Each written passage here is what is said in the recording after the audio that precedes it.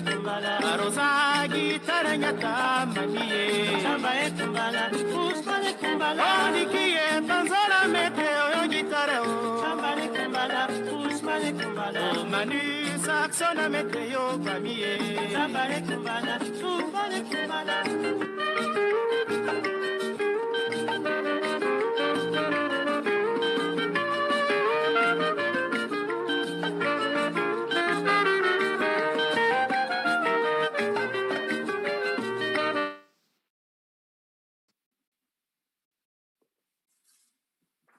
Good evening, folks.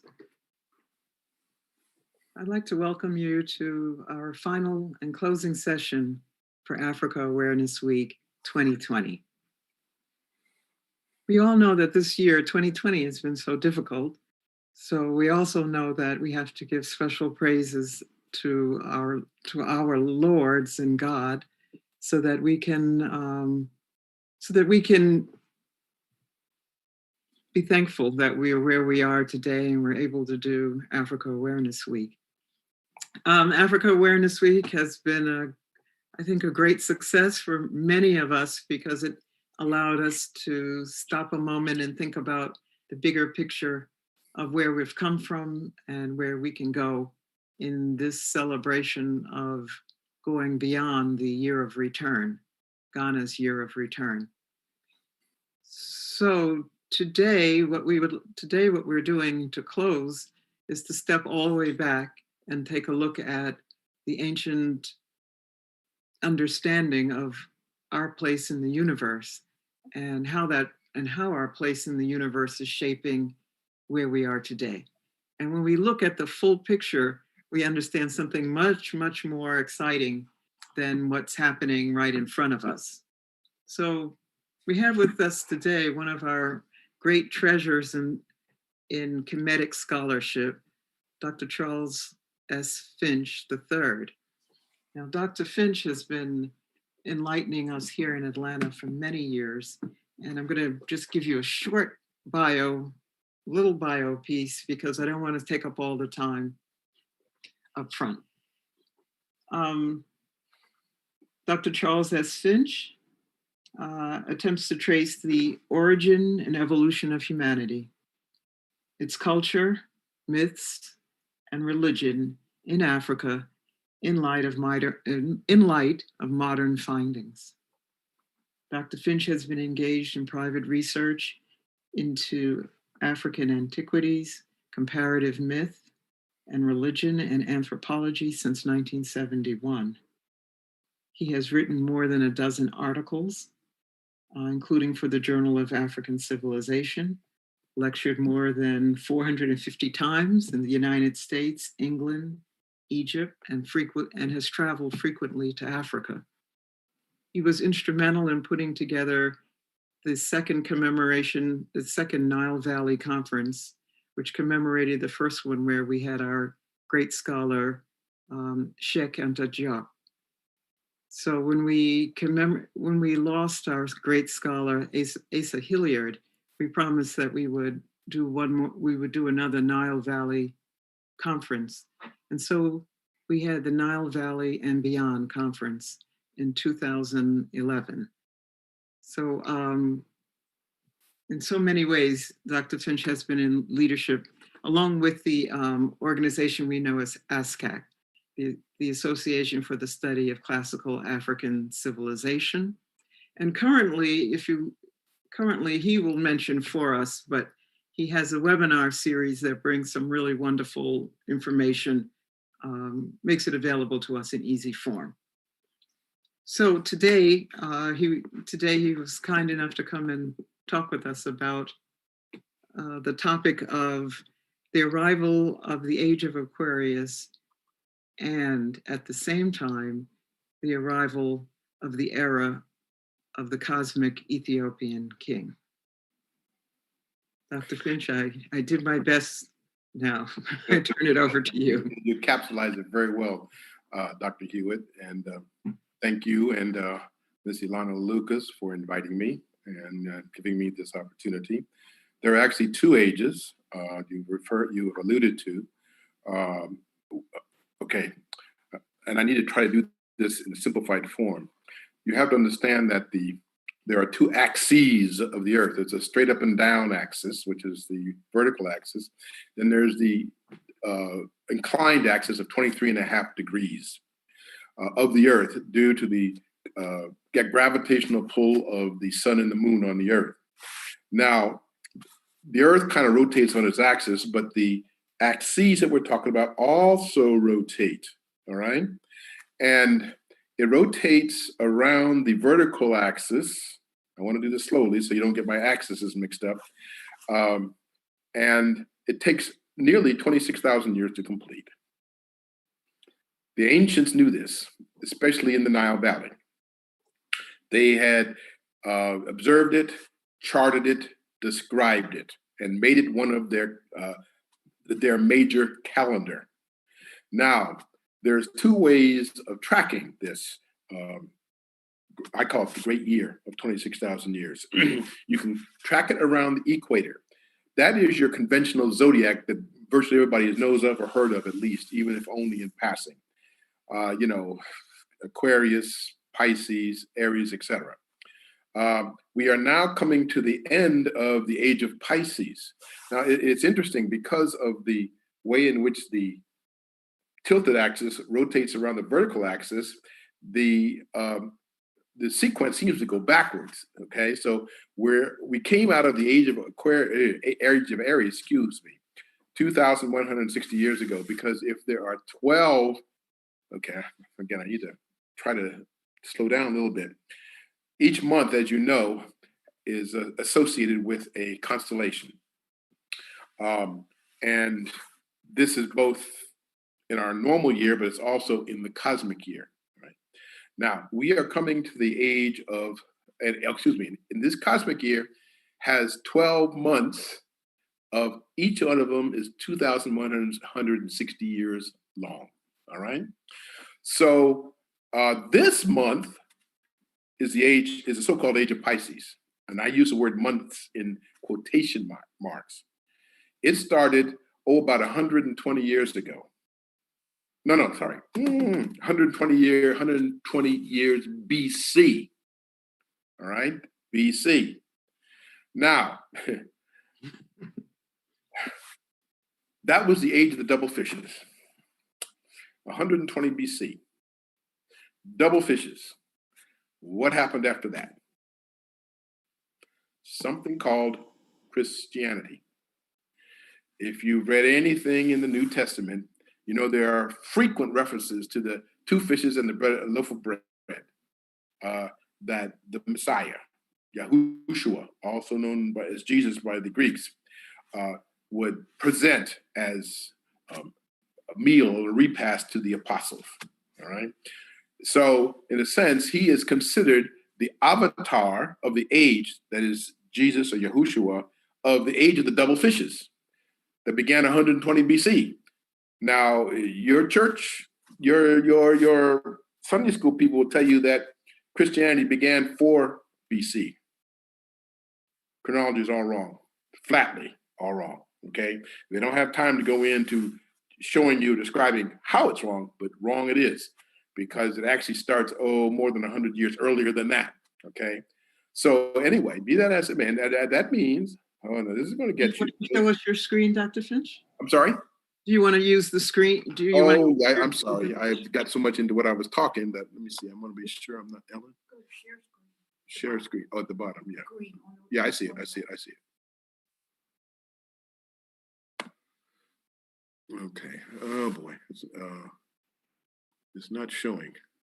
Do you see your PowerPoint? Yeah. I click on it, the slide presentation. Okay, the slide show. Okay. Mm-hmm. Come on. There it is. Okay. Good. Now, you see, this is the ancient, it's both the ancient zodiac and the new and the more modern zodiac. I can already tell you, Dr. Hewitt, we're not going to get through all of this in 40 minutes. Well, then you have seasoned us to come back again. But we're going to do the best we can. This is actually from the Temple of Dendera, the ceiling of the Temple of Dendera in Kemet, in ancient Egypt. Unfortunately, it was extracted by the French under Napoleon and taken to the Louvre in France, where it has been for more than 200 years. We won't go into that. But anyway, this is an accurate representation of what it looks like.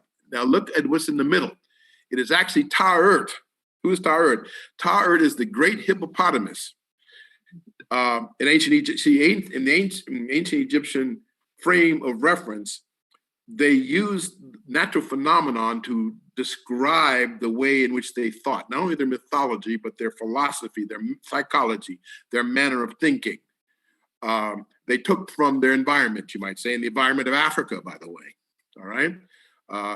Is this the time to say that the ancient Egyptians trace their origins back to Southern Africa, Great Lakes region of Tanzania? They always talk about the people who created the pharaonic civilization were followers of Horus, who came from the south. Okay, can't go into that in any detail, but let's just put that on the table. Okay, so Ta-Ert is the center of that zodiac, and actually what I call the vertical equinox, not equinox, the vertical axis of the North Pole actually goes through her right breast. Now look what's next. If you can see it, it's a little, you have to kind of look real closely. You can see right in front of her is the jackal, who the ancient Egyptians called Anubis, or sometimes Wepwat, the opening of the way. The jackal is what today we call the little bear.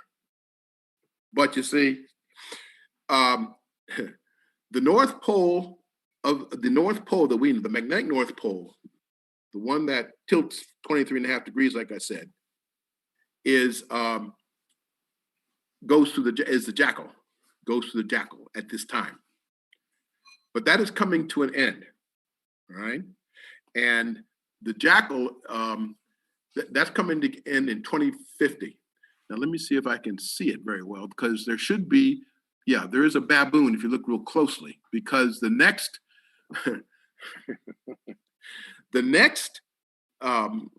shall we say, zootypical animal figure, cosmic figure, is that of the baboon. And its age, it comes into place 2050, okay? It's over there a little bit to your left, and just above, over there a little bit to your left. If I'm not mistaken, that is your baboon, all right? And that's why the baboons, and baboons were sacred in ancient Egypt. And Thoth, Jehudi, the god of mind, will, intelligence, had two manifestations. He was the ibis bird in one, the ibis, and he was also the baboon, okay? And so the age of the baboon, cosmically speaking, is coming in 30 years from now, all right? The age of, I gotta make sure I'm getting everything the way it's supposed to be. Oh, the baboon is called Kaf. It's K-A-F. And that's the source of the Greek word Cepheus. Cepheus in Greek mythology, this is the reason why one should read Greek mythology and the Bible, because you wouldn't believe how much ancient African history is in those two sources. So Cepheus, if you can see that baboon, you can see it you can see Cepheus now in the northern heaven on a clear night. He is always represented with his wife and his daughter. His wife is Cassiopeia. His daughter is Andromeda. And not too far is Perseus. Perseus is the one who married Andromeda. But the original family is Cepheus, Cassiopeia, and Andromeda. Now,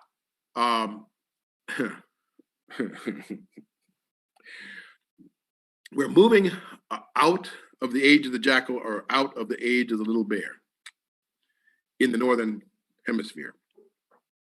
I mean, the northern sky. Moving into the age of the calf ape. Moving into the age of Cepheus.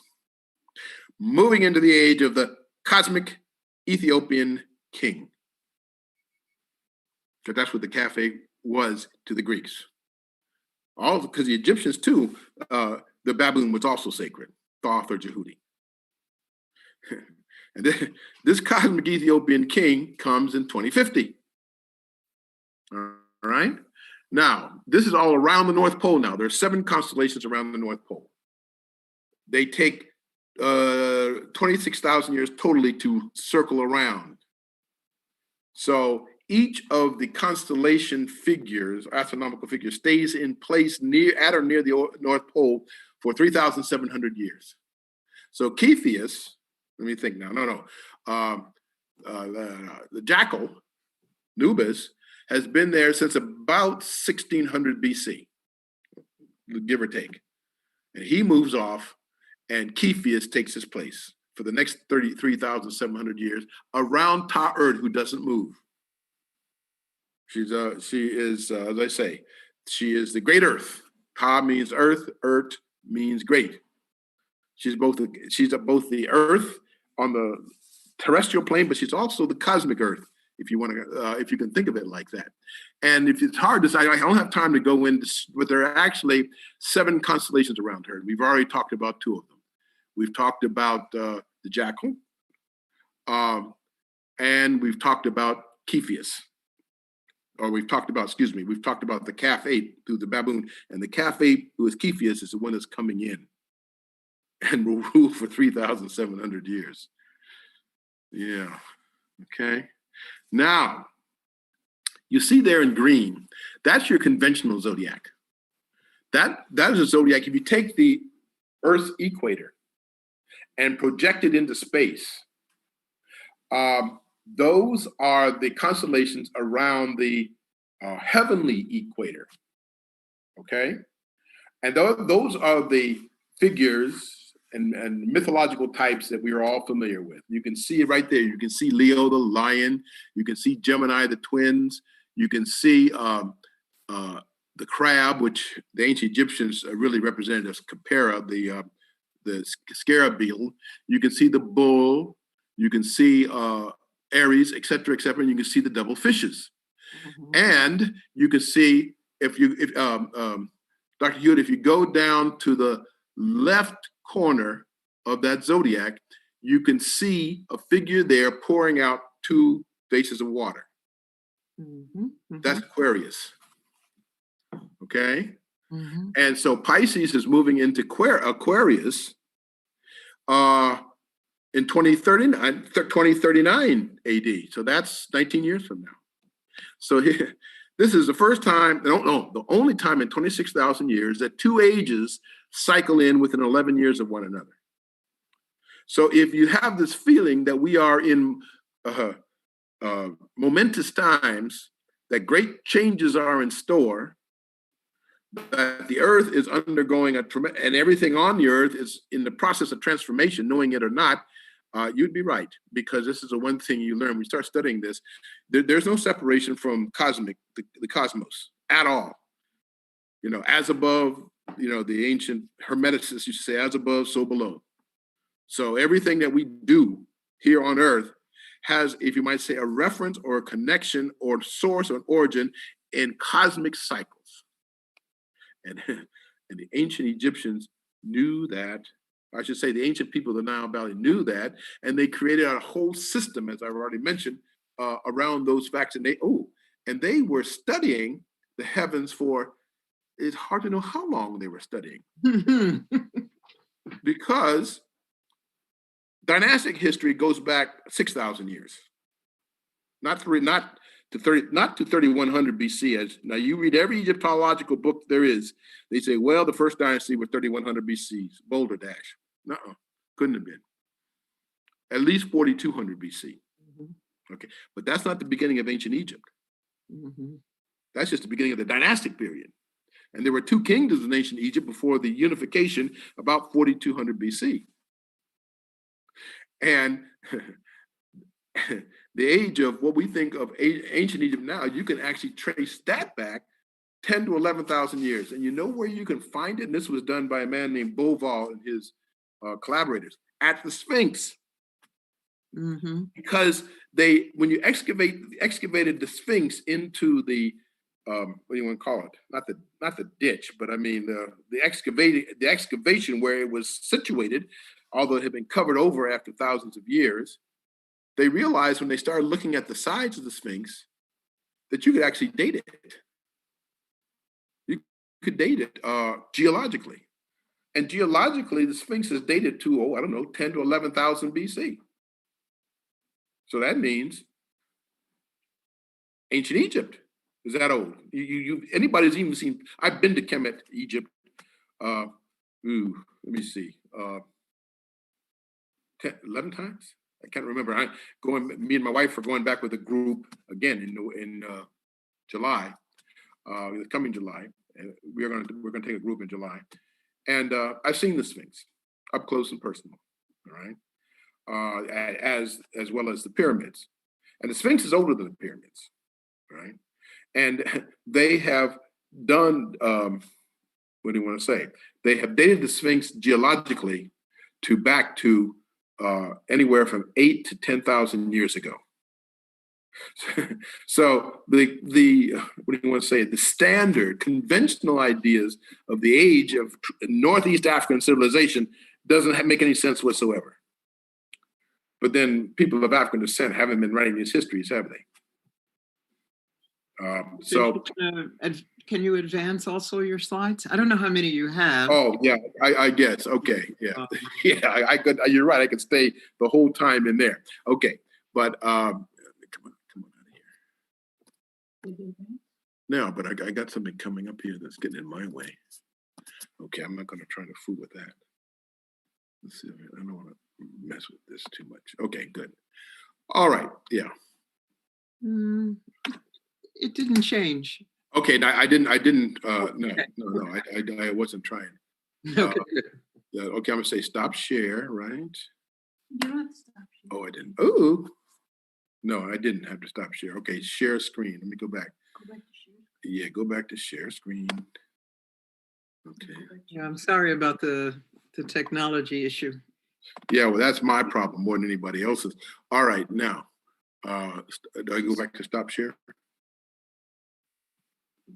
No, just click Oh, before you advance your slide. yeah. Okay, there we are. All right. We've already mentioned the Sphinx. All right. This is the oldest statue, as it were, monument in the world. They say, why is its nose missing? The common story is that Napoleon, when he invaded Egypt, had his cannon directed against the nose and blew it off. How definitive is that explanation? Somebody blew it off. It didn't fall, that nose of the Sphinx did not fall off on its own. Okay, but there it is, okay? And they can, you see below, you see the body of the Sphinx. And it's how it arises up out of the geology of the region. And you can determine the age of the Sphinx by determining the geological age of its body. Okay.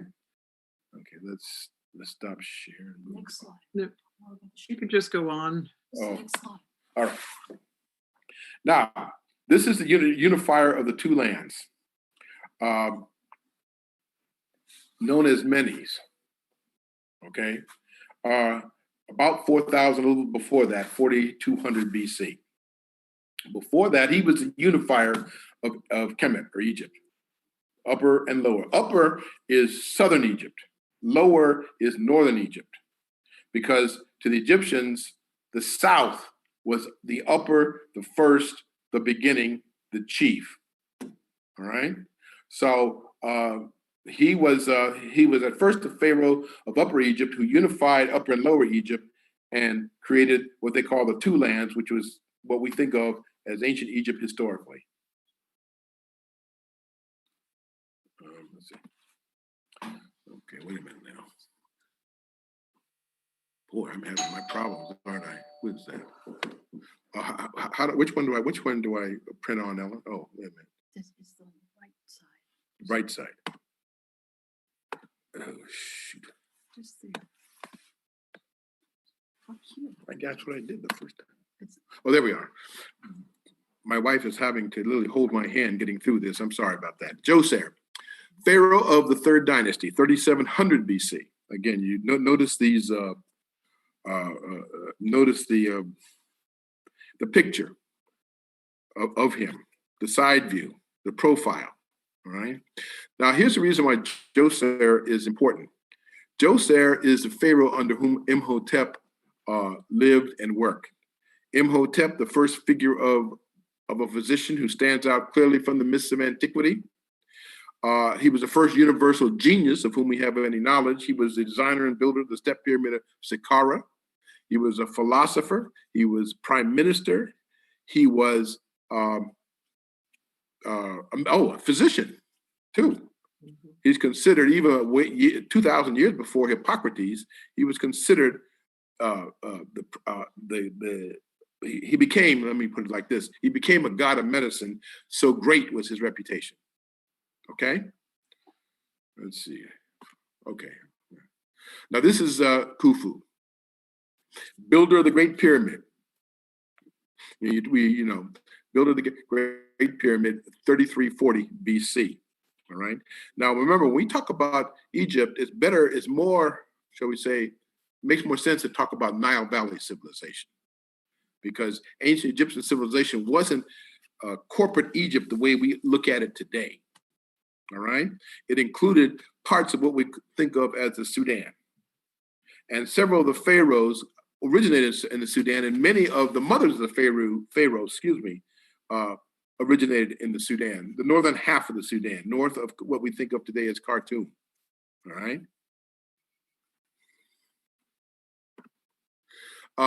This is Mentuhotep II. He was a middle kingdom pharaoh. And what happened is ancient Egyptian history is generally divided up into three kingdoms, so to speak. The Old Kingdom, the Middle Kingdom, and the New Kingdom. And he was a what do you want to say? He was a important pharaoh, if not the most important pharaoh of the Middle Kingdom. All right. So, because the Old Kingdom went along to about the 6th dynasty, and then there was a period. Let's just say there was a period of transformation, and at the end of it, a new dynasty of pharaohs arose. And that they were the so-called Middle Kingdom pharaohs. And at the end of the Middle Kingdom, they too went through a period of decline and transformation. And at the end of it, the New Kingdom arose. And we're kind of getting ahead of ourselves, so let's keep going. This is also Mentuhotep II. And I just want I want those who are watching this, look at what he looks like, how he was portrayed. Remember, the ancient Egyptians' name for their country was Kemet, which meant literally the Black Land. What do they call themselves? Kemiyu, which is a plural word meaning the blacks. They called themselves the blacks. This is Amenemhet, another Middle Kingdom pharaoh at or close to the time. And again, just notice his features, all right? These are African people, African pharaohs in every essential sense of the word. We don't need to even argue that point, all right? Amen, by this time, is little, again, we don't have enough time to go into the transformation of cycles that brought one group of deities into prominence over time, over a period of like 2,100 years, okay? Now, Amen, and they followed the, what do you want to call it? The zodiac. Now, during the time of Amen, he isn't the first Amen, but the previous Amens came into prominence about 2100 BC, 2200 BC, which was the beginning of the age of Aries, or the age of the ram or the lamb. Ram and lamb and shepherd symbolism became dominant in Egypt. And this is when the pharaohs started being referred to as, quote, the good shepherd. Before that, it was the age of Taurus, the bull. And so the bull symbolism dominated. And that was when Osiris came into prominence, and he was identified primarily, again, with the bull. And then after him was Amun. And this is Amenemhet, the mansion of Amun. This is Amos Nefertari, 1580 BC. She is maybe one of the two most famous women in ancient Egyptian history, two or three most, okay? She is considered really the founding ancestress of the 18th dynasty, okay? She was very dynamic, very powerful, and even though Egypt was almost always ruled by pharaohs, there would be certain times and periods when a woman would rise to pharaonic power. In any case, after the pharaoh, the most important and powerful person in any reign was always the queen mother, always and without exception. And in fact, the pharaonic line descended through the queen mother, through the women. Okay, no pharaoh could rule without being married to one of these dynastic women. They're the ones that control the dynasties, and the pharaohs were specially chosen because every pharaoh he always had innumerable children, and so the sons would be carefully selected to marry whoever was going to be the queen. The queen was known ahead of time.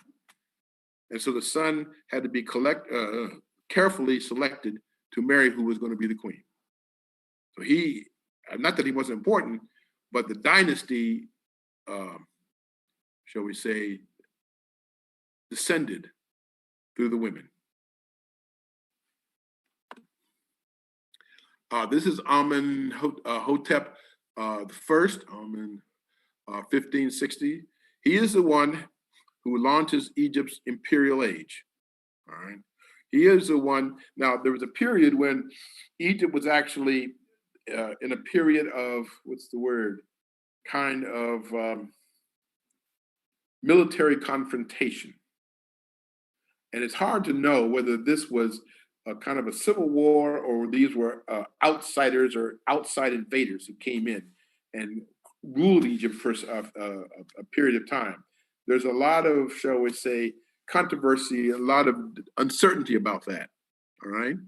But that period of what they call the second intermediate period divides the Middle Kingdom from the New Kingdom.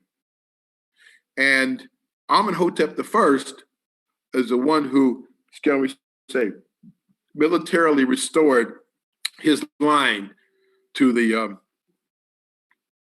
who didn't restore his line, who installed his line, you might say, on the pharaonic throne, all right? And sort of reconstituted Egypt's history and its dynastic civilization, launching Egypt's imperial age. And this is the first time Egypt goes out of Africa to create an empire. Egypt, although there had always been this connection to what we call Nubia or the Sudan or Kush, and it was usually, how would you want to say? They would be part of the Egyptian Commonwealth, if I'm not stretching a point too much. But when you go into this New Kingdom era, Egypt moves into a frankly imperial age and starts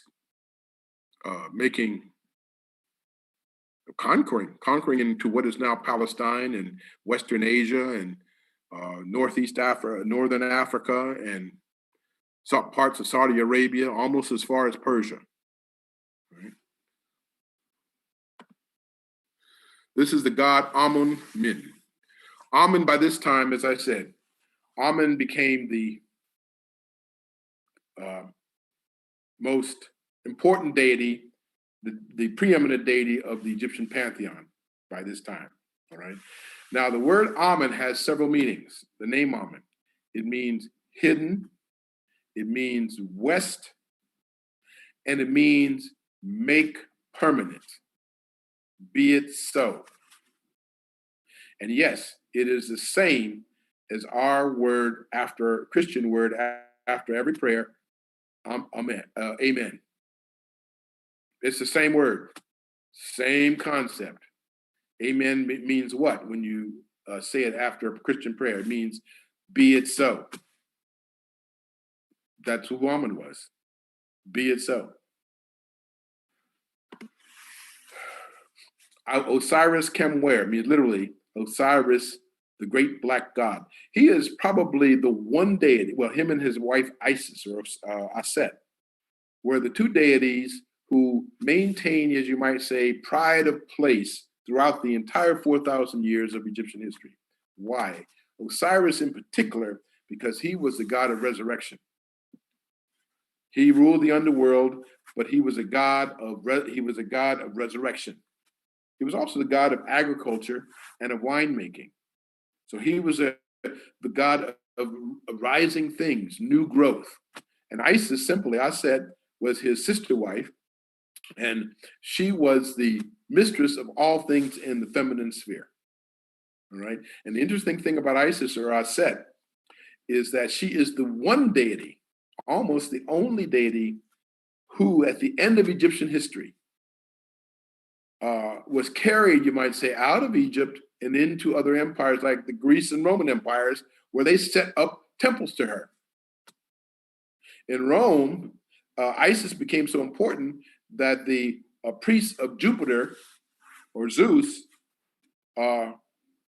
began to express concern about her hold on the people and the empire of Rome, because the Roman soldiers took Isis they conquered Europe and they took Isis with them, set up shrines to her. I don't know if I have a black picture of her, but she was always the black goddess. And she was the mother of Horus, by the way. Now, when Christianity came along, did these Christians knock down and destroy the statues of Isis and destroy her places of work? Nope. Turned her into Mary, the Christian goddess Mary. And they kept her color, black.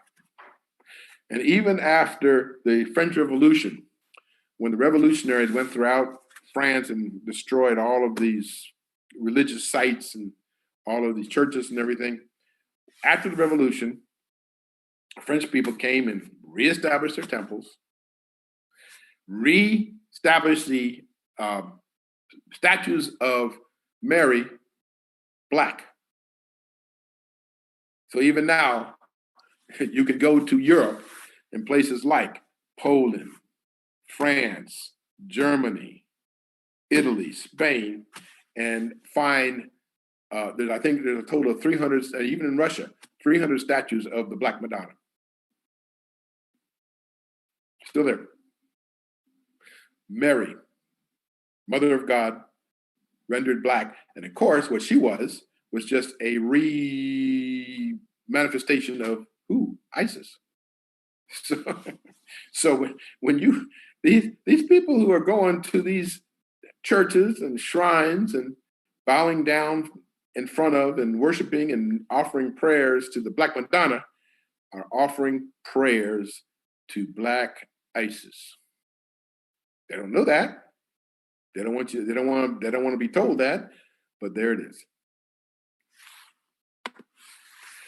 This is Amenhotep III, one of the greatest and most accomplished pharaohs of the 18th dynasty. Let's see, I want to get to, wait a minute now. Shoot. I forgot one thing about, yeah, this is Queen Tia, wife of Amenhotep III. Let's see, we already mentioned Nefertari.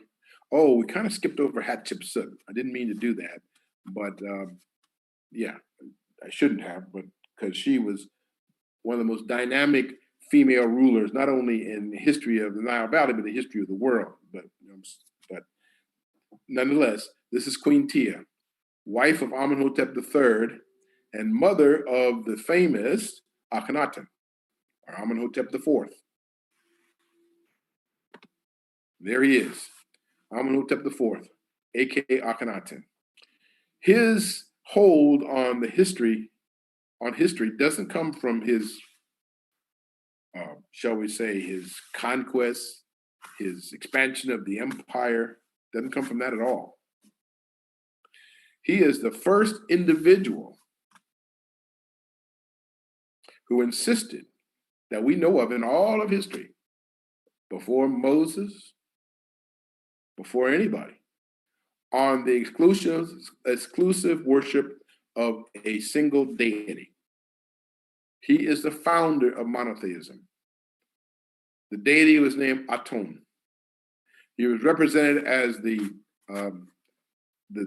disk of the sun, with hands coming up out of the disk and bestowing blessings on the earth and the living beings of the earth. And he was actually worshipped first in this guise by Akhenaten's mother and Queen Tia. And she managed to pass it on to this reverence and this worship of Aton to her son, Amenhotep IV, who took the name Akhenaten. Now, the problem is he had no interest and did nothing to sustain the place and the worship of the of the other gods and deities of Egypt. He had no interest in what today would be called polytheism. That's the reason why the Egyptians were glad to get rid of him when he finally died after 17 years of rule.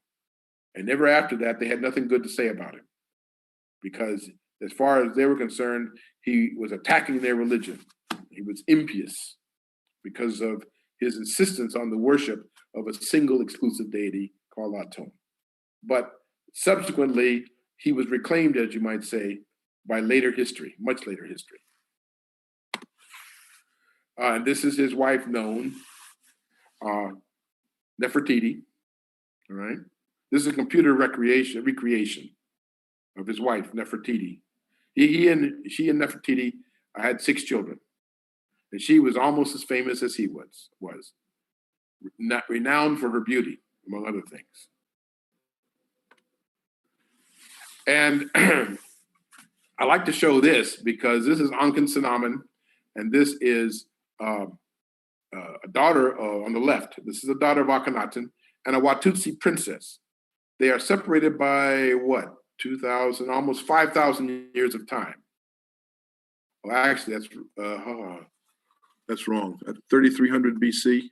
That's no. That's a wrong date. Sorry. They were separated by 3,000 years of time. But I want to call your attention to the shape of the head of Akhenaten's daughter. Look at that. The name for it scientifically is called hyperdolichocephaly. It means just exaggerated elongation of the skull. And you see it among in the Watutsis, in this Watutsi princess, 3,000 years later. That's only in Africa. You don't see skulls like that anywhere else in the world. If you didn't see anything else about this woman, I'm talking about the sculpture, on the left-hand side, you would know that that's an African woman, an African person. Nobody else in the world who is not African has skull shapes like that. And that's why I put the Watutsi princess next to her to make the comparison.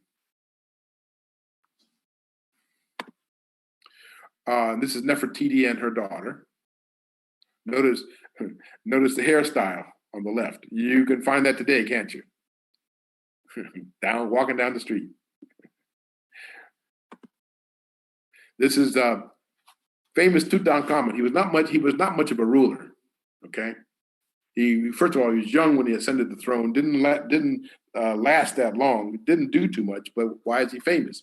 Because he is the only pharaoh whose tomb was found and excavated totally intact. It had never been robbed or raided, and everything that was buried with him was still in him, still in the tomb when they finally found it in 1922 by Howard Carter. Okay, so everything, and so it really kind of what do you want to say?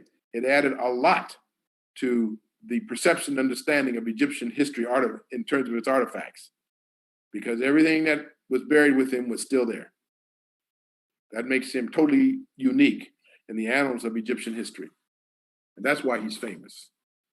Not because of great deeds, but because of his tomb and him in the tomb. This is Semenkari. This is an Ankhesenamun. Ankhesenamun is the wife of Semenkari. They are also descended from Akhenaten and Nefertiti. And I like to show you this because people say, well, how can you say that the ancient Egyptians were Black people when you often see them pictured or in this color, in this reddish, copperish color? And that's why I showed you on the right what a modern Maasai woman looks like. Extraordinarily beautiful, of course, but but her coloration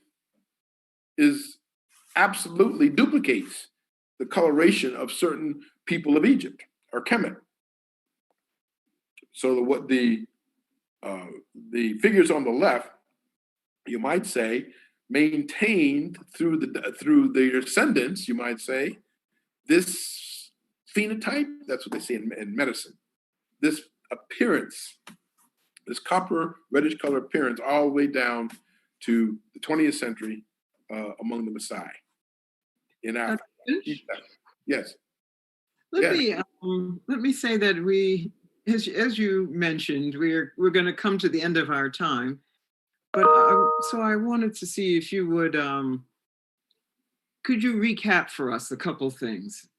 I know you have more slides that you could go through, but maybe we could return and I can ask you to talk to us about why does it matter that what does it mean that the cosmic Ethiopian king is coming? Is this era? And what does it mean that the age of Aquarius is coming? Yes, what the era is all about? Okay, let me try to, how are you going to keep this, I'm trying to talk to myself, how are you going to keep this relatively simple and contained? First of all, I'm sorry. Like, you could close your presentation and look at, and come to us in full screen. Oh, full screen. Okay, how do I get the full screen here? You just no longer share your screen. Say share, don't share. Stop share? Yeah, Stop share. Thank you. Okay, now, there's a couple of ways of answering this. First of all, and I've already alluded to this earlier in our discussion, the fact that you have these two cosmic ages. These are not one comet. These are two cosmic ages. One determined by the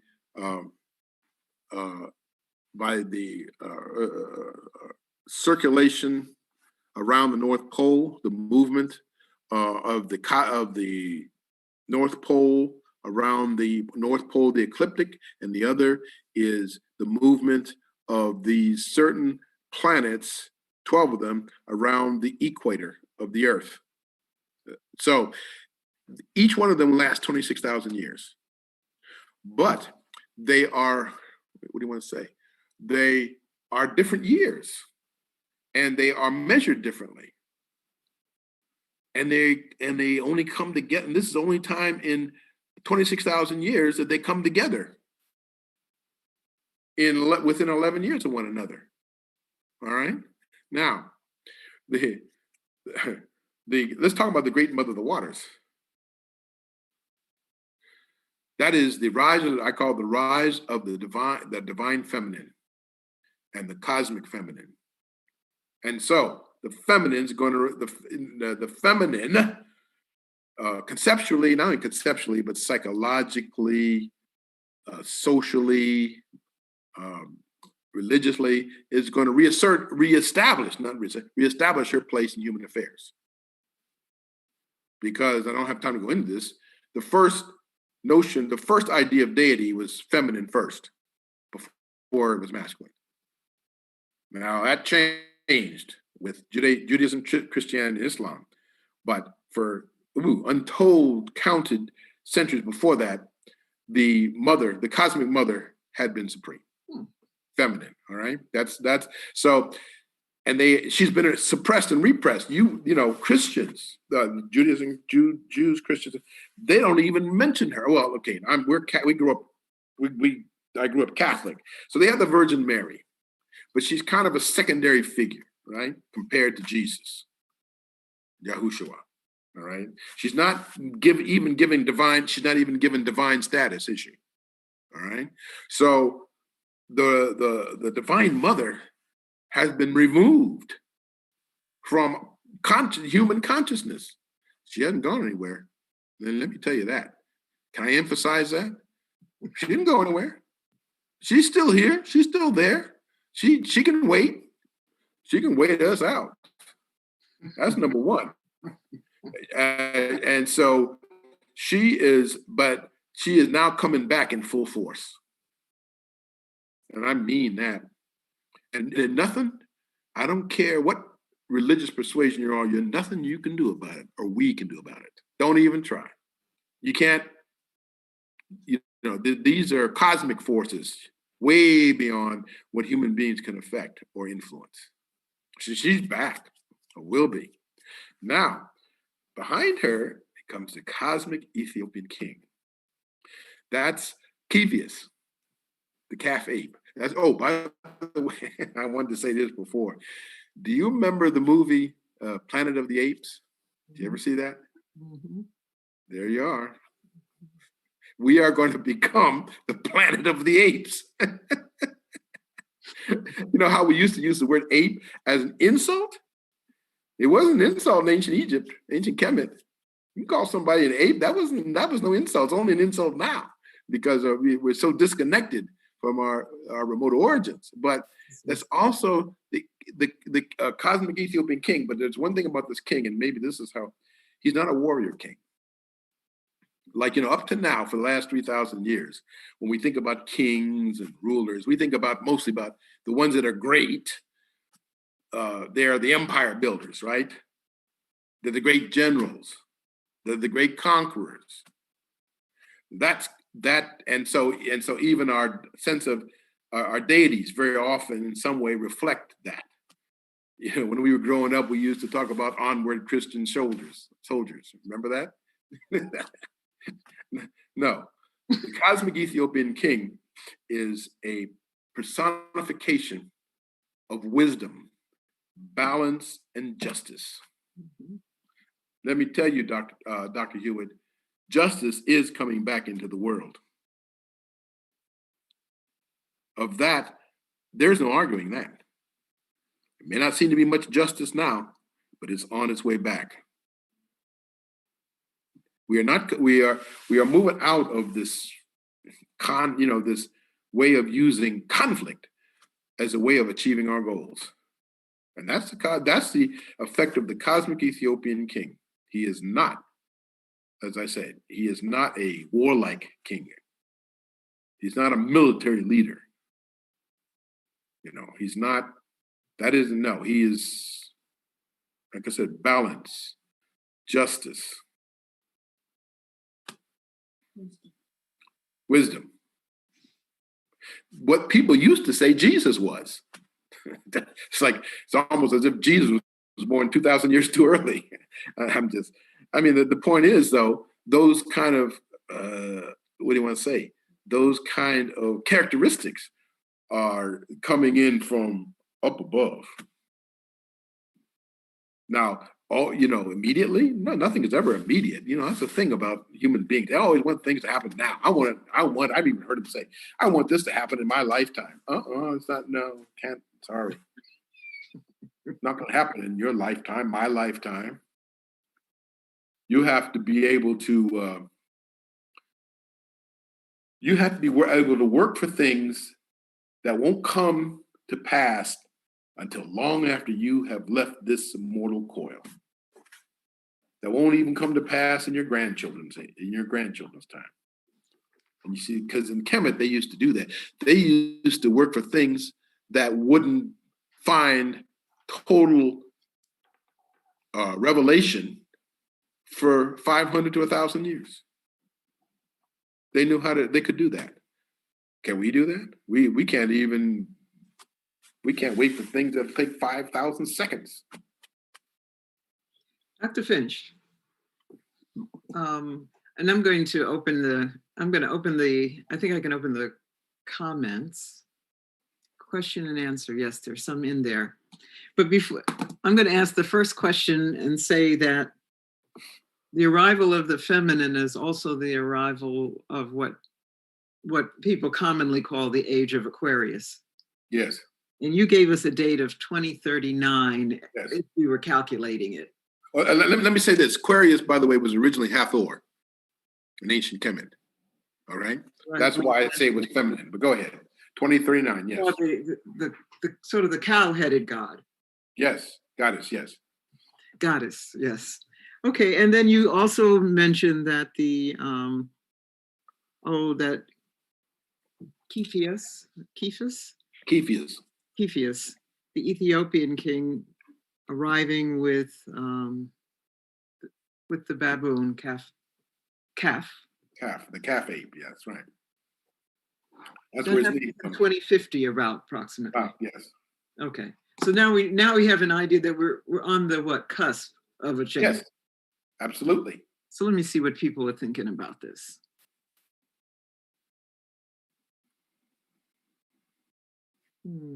Okay, so do put your questions in the question and answer box. And one question that came in is just, do we need to study Kemet now? And why visit Kemet? Tell us a little bit about why we ought to visit Egypt. And do we need to, I think the word Egypt was used. You have to understand one thing about the priests. They had knowledge and wisdom beyond anything that we could even conceive. They saw what was going to happen. I don't ask you to believe me. I'm just telling you. They saw what was going to happen to Egypt and to Africa and the people of African descent. That's the reason why they chiseled everything in stone. So that history wasn't going to get lost. Everywhere, all over Egypt, everything is, if you've ever been there, everything's chiseled in stone. There aren't even that many, there aren't that many manuscripts. Okay? And they provide a sense of what we could do, did do, and must do again. Now, I think about this thing almost every day. No, I'm not saying we need to go back and build pyramids again. We're not supposed to just imitate the past. We use the past as a motivator, as an inspiration is a better word, for the present and the future, for our children. So our children have, so they have something to build on. All right. So that's the reason why you study Egypt. And you can study it for the rest of your life, and you will only scratch the surface. And I'll say this before I go to the second half of your question. Last time I was in Egypt, I think it was 2 years ago, something like that. And I went to my friend Anthony Browder was one of the co-directors of an excavation of a high priest of the 25th dynasty, which was the Ethiopian dynasty. And they made tremendous progress along those lines. And I was walking back to the bus, and there was just a period, there was nothing there between where the bus was and where the excavation was. And I stopped right in the middle. And I said, oh, this realization came over me. Where I'm standing right now, 20 feet below me, there is a whole treasure chest of archaeological artifacts, maybe even a city. You say, well, what did you, I don't know. But it was just a realization that came over me. Then to expand on that realization, I said, wait a minute, this is true all over Egypt. Now, so much of Egypt is either covered over by cities or is covered over by land that's under cultivation. But there's no place in Egypt where you couldn't go that if you dug, you couldn't find historical and archaeologically significant artifacts. Mhm. And yes, they expand your sense of who you are, where you came from, and also where you're going. Yeah, or could go. Maybe I should put it like that. All right. Now okay, and that's the other thing about the cosmic Ethiopian king. The cosmic Ethiopian king is not merely for Black people, people of African descent. He is not rising just for Black people. He is rising for the world. Like I said, I'm not asking anybody to believe me. I'm just telling you. And not to mention the Great Mother of the Waters, who, like I said, I think of as Hathor in the past, or Mami Wata and Yemanya in the present. All right. Now, for that cosmic Ethiopian king, his presence and his rise will impact the entire earth and everybody in it. I have to Now, jump there. pardon me. Wanted to jump in there. You said you think of her as Mami Wata right now. Yes. It's like the goddess of the water or the earth. Yes. Yes. She's the Okay. goddess of the water. Mami Wata is the goddess of the waters, and I hear she what she is to me is a modern version of Hathor. Why? Because if you see pictures of Hathor, she's often shown rising up out of the tree, pouring water, two jars of water over the thirsty souls of Amenta. Amenta is the hidden land. That's the land of the deceased. That's where they travel to and live after death. And Hathor is there, and it's a journey, and she is pouring water over the thirsty souls of Amenta. And she's, and also like Mami Wata, she's the goddess of life. Mami Wata is too, in every sense of the word. And I'm telling you this, and I'm a man. Women, this is it. She's there for you, ladies. I mean, lady who would like to ask you about that. Alana Lucas has a question. Why don't you just unmute yourself? Thank you. So when you're saying about the coming of the feminine age, I see this happening now amongst my peers. I'm around 26 years old, and I see my peers just kind of shifting into a much more woman-centered just life and approaching everything in that way. And it has created a bit of the divide was always there, but it's persisting. It's problematic, I guess. So there's arguing and kind of fighting between women and men nowadays. And so I guess I'm saying that I agree that I see these changes happening. And if I had to put a question there, I would say, how do we share this information in a way that is not going to be corrupted by Christian patriarchy either way? Because I do hear of young men kind of talking about, Egyptian deities and the type of information you're talking about, but patriarchy still kind of bleeds through, and you still hear, narratives and rhetoric that limits women and doesn't really empower them. So I see the changes, but I just wonder, I just wonder, what do you think? Should we really be this is our time to continue to fight against the patriarchy? Okay. Now, what I try to, first of all, when there's transition, there's always struggle. There's always turmoil. There's Right. always upset. All right. I look at it more of a balancing act. Now, it is true.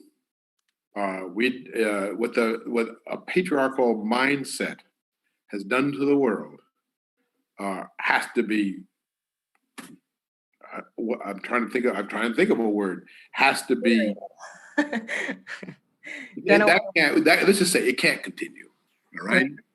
Now, I'm saying that now. My children would look at me and raise their eyebrows and roll their eyes and say, "Oh, Dad, you're patriarchal as they can be." But what can I say? But no, it's what I said earlier. This is coming. This is happening. It's supposed to happen, and there's no way for it not to happen. So, struggle, turmoil, disagreement, but you gotta engage in it in a way that is constructive. All right. You don't make it a, what do you want to say? You don't make it a battle of the sexes. You don't do that. That's not that's not what's required. That's not what's called for. This is not a battle. We can call it a struggle if you want, but it's not a, how can, let's just talk about Black people. How do you figure we're going to move forward if you got this kind of internal turmoil, battles, struggle, war, whatever you want? How do you figure you're going to go forward? Now, you might not agree with everything that's happening. Men may not agree with everything that's happening vis-a-vis women, and women may not agree with it. But it's the agreement, total agreement at this, especially at now, is not essential. It's not necessary. It's not required. But when you disagree or you have a difference of opinion, that's okay. But you come and you express it and you engage in a way that's going to be constructive. All right. And realize the changes, the transformation. I like that word better. That transformation is already underway. Now, does it mean that, okay, so well, you mean that the women are going to rule men? I said, no, that's not what this is about. You don't need to put it like that. All right. You could find though, because it used to be, there was a time when there was a kind of precarious balance. Yeah, we'll call it precarious, but there was a balance. But you go back to ancient Kemet and look at those deities, and those, gosh, the deity that spread over everything and encompassed everything was Nut, the sky goddess. And there's Ra, the sun, who brought light to everything, and then Osiris, who brought resurrection, and then Isis, who empowered motherhood but also empowered growth. Everybody had, there was I guess the only word I could say, there was a delicate balancing act that was maintained. Not easy. Didn't mean that everything went, and that's not going to be. Don't require that everything is all the transition is going to go smoothly. But know that it's coming. And also don't expect or insist that it come in your lifetime either. You work for things that won't come to fruition maybe for 3 more generations. Now, I'll just tell you something. Every one of us has a deity. 95% of us don't even know it, unless you're Christian. You say, well, I got Jesus. Yeah, but you got more than Jesus. And it's interesting, my deity is actually feminine. A little unusual. It's unusual. Her name is Mami Wata. It's a little unusual for her to have. She has a few male devotees. It's mostly women, but she has a few. And I didn't choose to be her devotee, her son. I didn't choose it. I was chosen. I just didn't resist it. How did you find that? There was a priestess from Africa, from Togo, who was a guest at my house. She and her husband told me. So it was like a reading of some sort? No, she didn't even read. No. She just looked at me. Mm-hmm. But there had been, shall we say, indications of it even before that. When I used to go to Senegal, and the Senegalese, the Lebu, used to tell me, well, you're a son of not Mami Wata, Kumbalamba, who is, now this is interesting about the Lebu. their supreme deity, God, their supreme being is actually the goddess of the water, who they call Kumbalamba. And her what do you call it? Her element is the ocean. But she's at the top of that pyramid. And you can find that elsewhere in Africa. And it's really interesting because the Lebu are very strongly Islamic. And you say, oh, really? I mean, how does that work? But I said, they make it work. They have not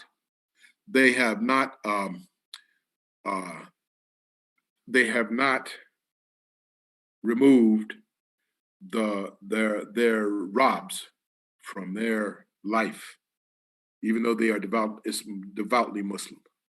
Okay, they have found I don't even want to call it, again, it's a balancing act, but they make it work. Because I knew they're one of their high priestesses. Her name was Fatu Sek. I knew her. She was over 100. She doesn't live. She's not living anymore. And so that was my first exposure to a goddess at that level. And she claimed me. She did. I didn't resist. And so what I'm saying is that the goddess, she's coming back. You might even say she is back, right? I would say so. I would say so. You know, I'm not, now, like I said, you don't have to turn this into a, what do you want to call it? A conflict, a battle of the sexes. You don't have to do that. It doesn't have to happen that way. Now, some people might want to get, all, get all conflicted about it, but it's not necessary. And I guess when you say, so you could think about it like, I guess sociologically, then you want to debate your perspective, you want to debate your point. But if you're talking about it in a more metaphysical sense and a divine knowing, then you, like you said, you're not debating it. You're just presenting the information, and you have to accept it because it's true. It's not. I do, and everyone, but I don't. One thing, I'm not a missionary. I'm not going to tell you that you got to believe this because this is what I believe. No, I'm not a missionary because just think about what missionary, the mentality, mission mentality has done to the world. Black people in particular, but not just Black people, people of color everywhere. So no, I'm not a missionary. I said, no, I'm not asking you to believe, accept. No. It's that's not up to me.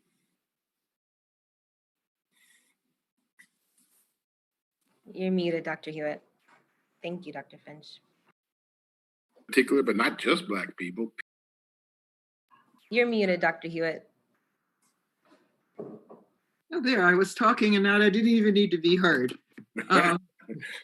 If Felicia is unmuted, you could go ahead and say your comment.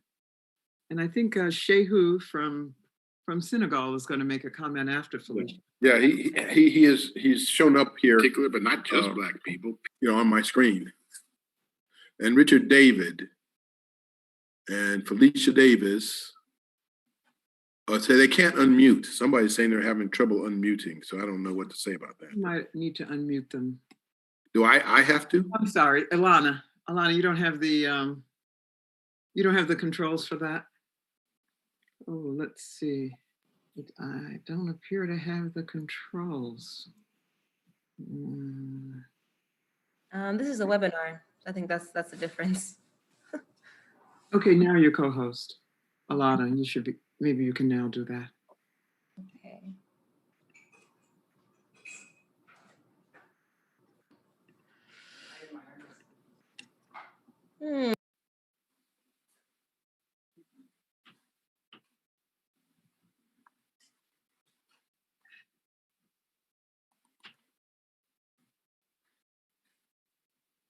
Okay, what are you trying to do? Unmute. I'm trying to get people to unmute, but that's not possible because this is a webinar. No, they have to be promoted to panelists in order for them to talk. Okay.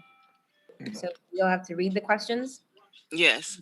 Read them. Or promote Felicia Davis, Shehu Tome, She was And, asking a question that comes up. I'm seeing these come up, you know, and you Richard. want to say.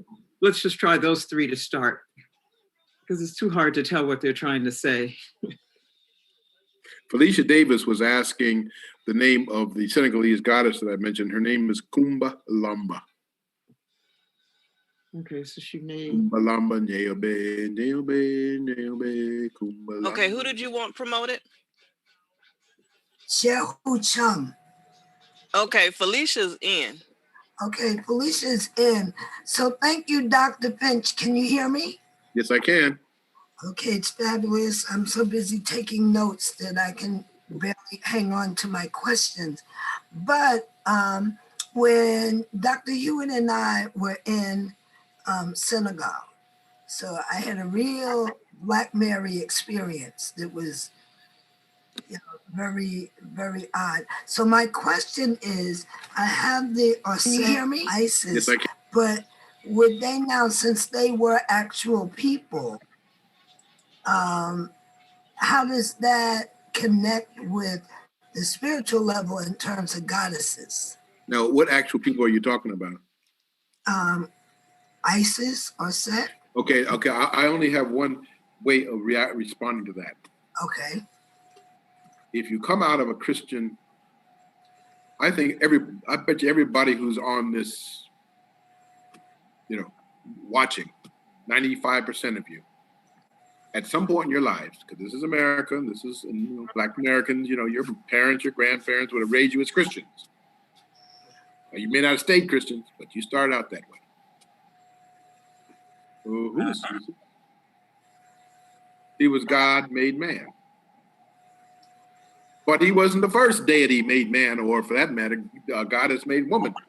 See, I don't have time to go into this, but Jesus, when they, Jesus, Mary, and Joseph, when they left, then they fled from Herod. Where did they go? Till he was 12 years old. Egypt. And then they disappeared again before he started his ministry at age 33. Where was he? Egypt. And when you start looking carefully at Christianity, like I've had to do, Egypt gave it to him. Now they changed the names and they put a different emphasis on this and a different emphasis on that. But Egypt gave Christianity to the world. And that's the reason why Egypt was the first country as a whole country to become Christian.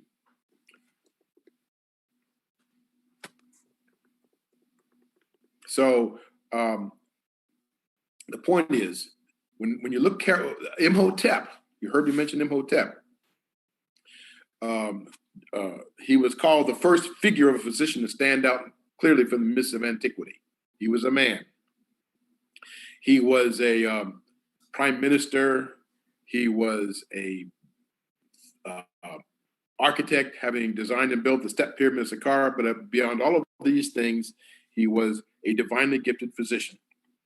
But he was a man who became a god. He became a deity. Now, why should that be strange? There was a time, you know, in most, what do you want to call it? In most perspectives, when deities and human beings walked together. And even going back into the Bible and other religious texts, human beings weren't separated from God or the Creator until their own actions made God throw them out of heaven. But at one time they were in heaven.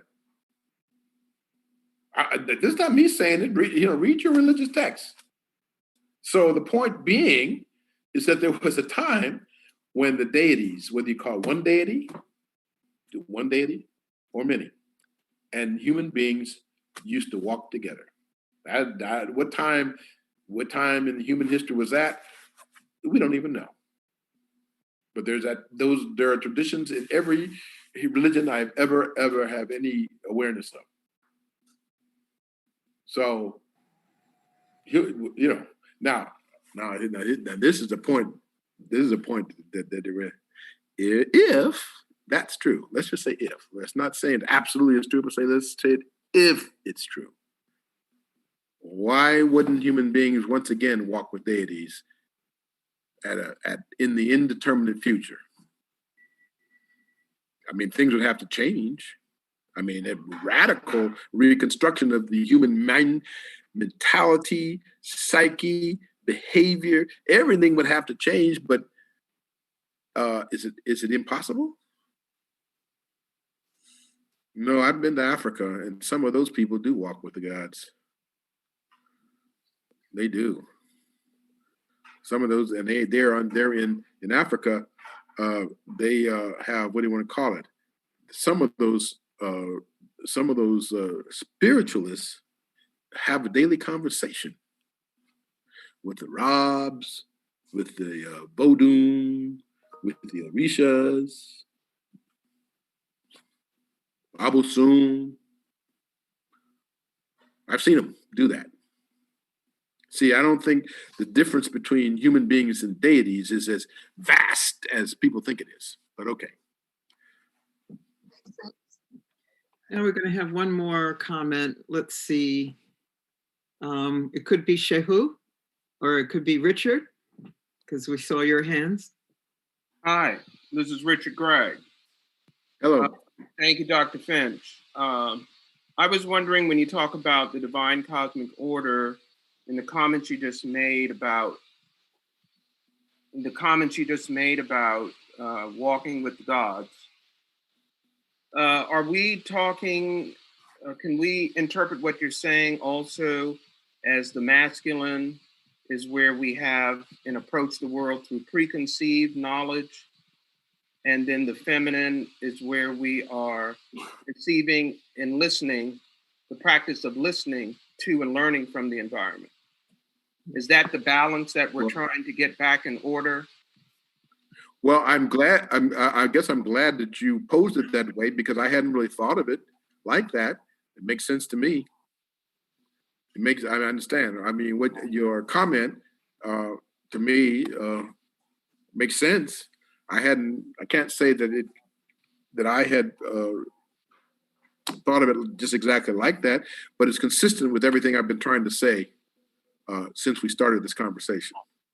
Yeah, and I like what you just said about walking with the deities, because I interpret what you're saying as people being more perceptive and connected to their world around them. Yeah. If you see, the distinction between earth and heaven is an artificial one. There you go. You know, but like I said, we've become so disconnected from our origins, and from, you know, so we look at things as if they are separate from us, right? When there's nothing separate from us. Certainly not in earth or in heaven. Thank you. Great talk. Great information. Thank you. Dr. Finch, I have a question about that we've struggled with, Dr. Hewitt, myself, and others, in terms of meta and current African languages and kind of identity, scholarship, study, all of that, and thinking, okay, we don't know living African languages, but we don't know this great metanetic Kemetic language, and we get tied up and don't get very far with either. So how important do you think that language study is? Oh my goodness, it's paramount. And I don't like to admit this. I don't know enough of the language as I really should, but I think it's paramount, because it's not just knowing how to know the language and to read inscriptions, but you see, there's always multiple meanings in those languages, in that ancient language. It operates on several levels. So I think it's paramount. That's as strong a statement as I can make. Okay. More important than a current African language, or? Oh, no. I don't think I would necessarily say, I wouldn't make that. See, because especially, you make me go off into, if you look at West Africa, if you look at the Lebu Wolof of Senegal, if you look at the Dogon of Mali, if you look at the Yoruba, if you look at the Akan, and on, every last one of them can trace their origins to the Nile Valley, without exception. So you can actually read, like you're reeling in fish. Yeah, in fact, that's what Sheikh Anta Diop said, is that the African languages of West Africa, anyway, are a direct link back to their origins in the Nile Valley. There are a lot of different ways of making those links. And that's the language is one. So no, I don't try to, minimize or marginalize modern African languages, because they can be one of our pathways back to the ancient Nile Valley.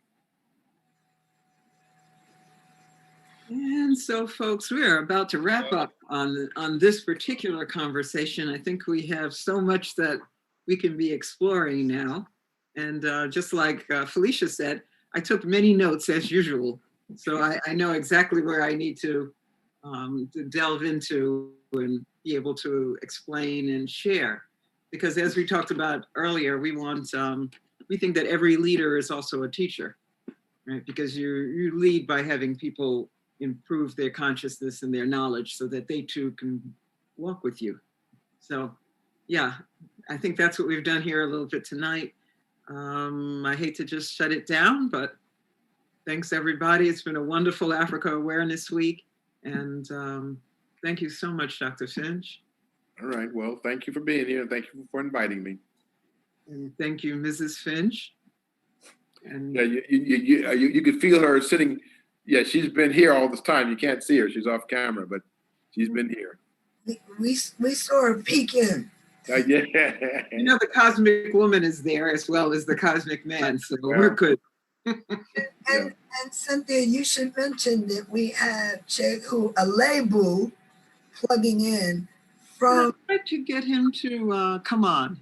From Senegal right now. Yeah, I can't turn on my camera. It said I can't. Oh, no problem. Yeah, I really appreciate, and Dr. Finch's presentation is very important. So at the Lebu, I really understand what he's talking about, like those deities. For example, here, every region and city has like a watching spirit. Yes. And Mamkuba Lamba, so is the watching spirit of the city I was born in. So Rufus. Which one was that? Which city was that? Was that Dakar? Rufus. It's Huh? Rufus, which Rufus. is Yes, yeah, I know. Yeah, I've been to this many times. yeah. I was born in Rufus, and then yeah. So St. Louis has like a watching spirit, which is Mamkumba Bang. If it's Kaulak, a little bit up to the center, it's Mbose. Wait. Okay. Rufus is Tungej, right? Yeah, Tenge. Yeah, that's Tenge. It's one of those 4 communes during colonial time, Right. so where people were like French citizens. Yeah, so yeah, I just wanted to ask you, I know that Dr. Sheikh Anta Diop did a great job trying to compare the language we have here in Senegal and in the Egyptian language. Mm. So I don't know if there's any like comparison or study between our deities here and then deities in Egyptian civilization. I don't know of any either, but there's no reason why it can't be done. And it wouldn't even be that difficult. I mean, you know, you have Kumbalamba, you have Njare, Mamba Samba Ndoye. How can I forget Mamba Samba Ndoye? Yeah, Njare is in Yoff. Yeah. Njare is in Yoff, where the first airport was. Mm-hmm. Yeah. So no, yeah, no, that's- it could be done. It can be done. Yeah, the Lebu. Cynthia, all those Muslims didn't tell us anything about all of these people. Shehu, I've been there over and over, and Let me tell you, and in the Lebu, Dr. Finn said, we knew how to balance it. So you can go to like a Muslim Lebu. In general, we all, even if we have like a pagan side. But so we go into the mosque, but behind in our house, if you go behind, you could see where our worshiping spirit are located.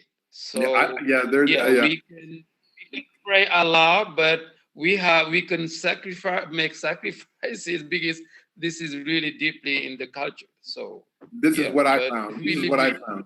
Yes. Yeah. Definitely. It's such a phenomenal aspect. If you don't ask the right questions or make the right approach, you never learn much from Africa. Yeah, you have to be somehow in the right. Well, that's the reason why you've got to be willing to put a lot of time, future, going back beyond your own lifetime to kind of recover what was lost. And I think this is an example of it because Felicia has been going and coming from Senegal for years. Shehu's been coming to join us now from time to time. And finally today we have a breakthrough here. So it's a good thing. But, and I also can't resist telling one story about Ghana because at one time I asked about, this was years ago when I was a young person, 20 years ago. And I wondered about, so the gentleman I was talking to told me that he was down by the ocean and that he had been with Mami Wata. He had been with Mami Wata. So I said, well, what kind of spirit is Mami Wata? He said, oh, she's the most beautiful you could ever imagine. When you encounter her, you never forget the beauty. And so as it turned out, he didn't have any particular interest in any living women. Said, oh, so that Mami Wata is going to be the competition. It's just too much. If the spirit is so beautiful, does that mean that, what are we going to do here, regular earthly women? No, that's not Mami. Let me tell you, that's not what Mami Wata intends. I can tell you that without fear of contradiction. Mami Wata. Anyway, okay, Dr. Cynthia. Dr. Finch. I enjoyed, our dialogue, and so you keep it up. You keep it up. Keep doing, and I will. So who is in? Who's that? First of all, who that stuck her head in behind you, Ilana? Somebody stuck her head in behind you. My mother, I think. Oh, your mother. Okay, but now let's see. Who lives here in Atlanta? Dr. Hewitt lives in Atlanta. Okay, these are most of the people. Felicia's here. But Cynthia, when are we going to have another one with Dr. Finch? But this I'm going to have to ask Mrs. Finch. No. Yeah, you know what? You got it right. You got it right. You're gonna. I tell you what. Have that conversation off camera with my wife. You got that right. But I do agree that we need to have an ongoing way of learning more, and I think everybody's been seeing that. So we will talk about that. Thanks. Finch has been doing things. We just need to make sure we hook up. All right then. Thank you. You're welcome. Thank you for joining. Thank you, Dr. Rhodes, for hanging in there with Oh yeah, thank you, Michelle. Thank you, Michelle. you. Jeff. You're quite welcome. Get a Jeff. What's the other thing? No kabuk.